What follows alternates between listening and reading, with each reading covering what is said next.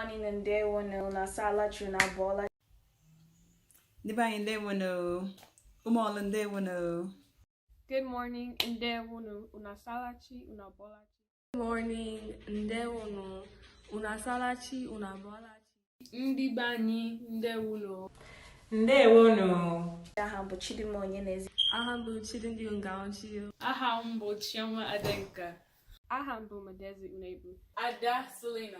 I'm Samantha. I'm Sydney. And I'm Solange. And we are The Dankers! And this is ORA USA Youths. And this is ORA Youth. Humble or USA Youth. My parents' athlete is Washington, D.C. Their local government area is Olu. And a fun fact about me is that I'm a twin. And this is ORA USA Youth. My family's affiliate is Atlanta. My mother's from Ubule, Idalto South local government.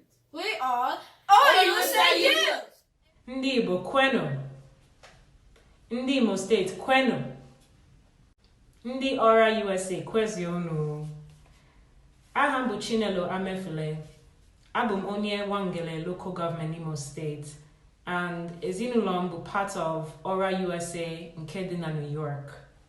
And one fun fact about me, abụ m the only daughter dị n'ezinụlọ m. And this is ORA USA Youths. Daalụnụ. We invite you to ORA USA Youth events! Sonetso! ORA!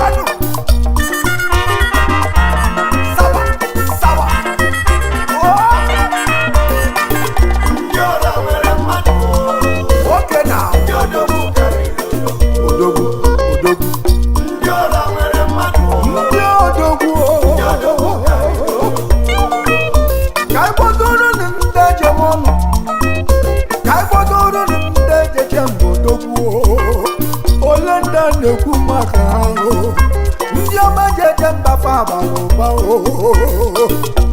ụra na USA ụmụ Chukwu goziri agozi n'ala Amerịka ndị ọmasị m ga-adịlụ mmanụ onye Chukwu meleze ya bụ